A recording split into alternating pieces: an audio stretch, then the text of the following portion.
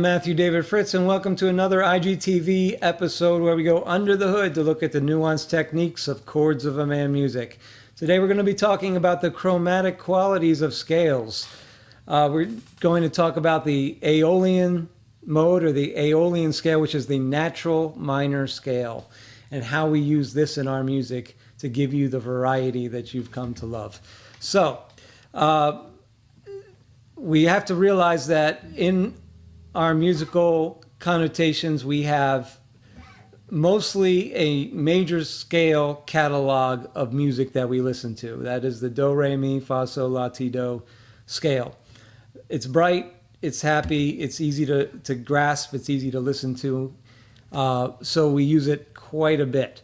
But there are 7 other standard modes or scales that we also can use, but oftentimes don't, because they're darker, they're not as intuitive to our natural inclinations as listeners and players of Western music. So I like to mix things up and dip into these other modes or other scales whenever possible.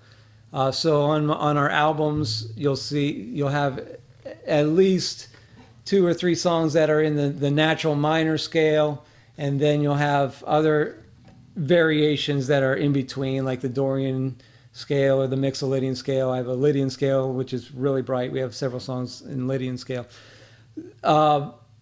We don't get into the really, really dark stuff, but I've tried, and someday you'll hear more out of that. But I do want to talk about the Aeolian scale and how I use that darker tone and use it in juxtaposition with certain instruments, namely the bass guitar, which I'm holding, to just bring out some variety and an extra dark feel that just accentuates the content of a song to convey the feeling a little bit better. So a lot of times I'll use the bass, which is a darker tone instrument. It's deep, it's dark, it gives you a different timbre, a different texture than like the guitar or the piano. And a lot of times it sounds really good as a kind of a lead instrument when you're in that dark Aeolian mode, that natural minor scale. And just to show you the difference of the scales, the major scale in C is, as I said, do, re, mi, fa, sol, la, ti, do.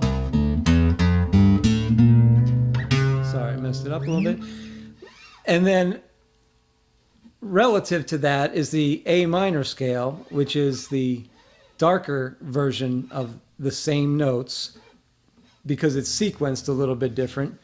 It goes like this.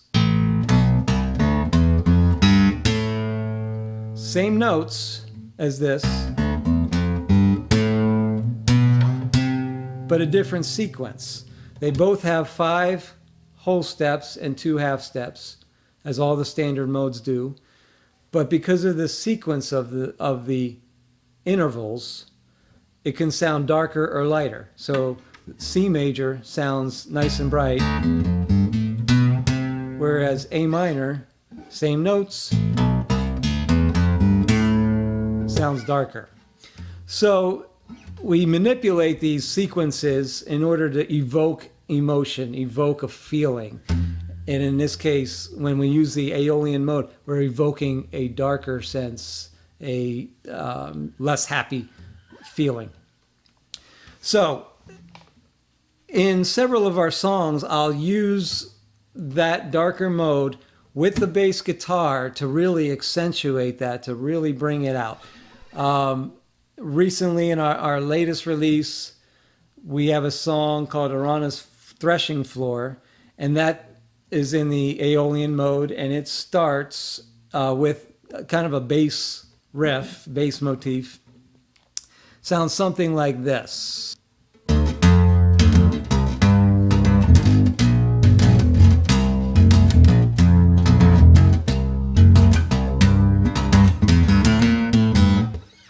So we use that opening riff with the bass just to accentuate this dark mood, because it's kind of a dark song. But we've done it in many other songs as well. The song Lot on our second album goes something like this.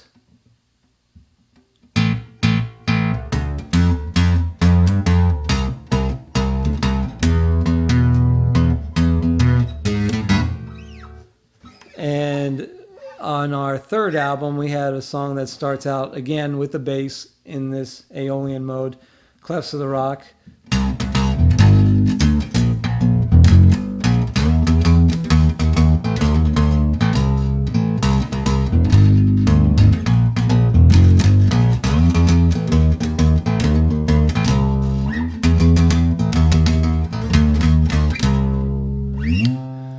So those are our darker songs with a darker instrument leading off to let you know, okay, this is a heavy song.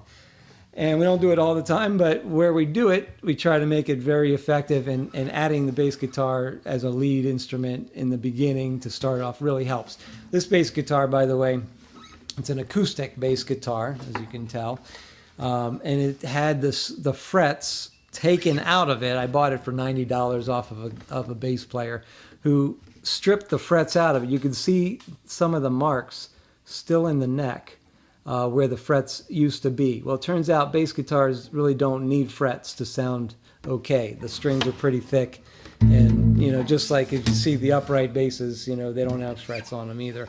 Neither does a violin or a viola or a cello, for that matter. But frets aren't really necessary as long as you know where to put your fingers. This one has a few extra buttons on top, so I can see kind of where my fingers should go. But nevertheless, I've had this for a while. I use it for all my recordings. I use it plugged into an amplifier, and I also use it just as it is with a microphone in front of it, just to get a nice string grit sound. So I hope you enjoyed this episode, and I will see you next time on another episode. Take care.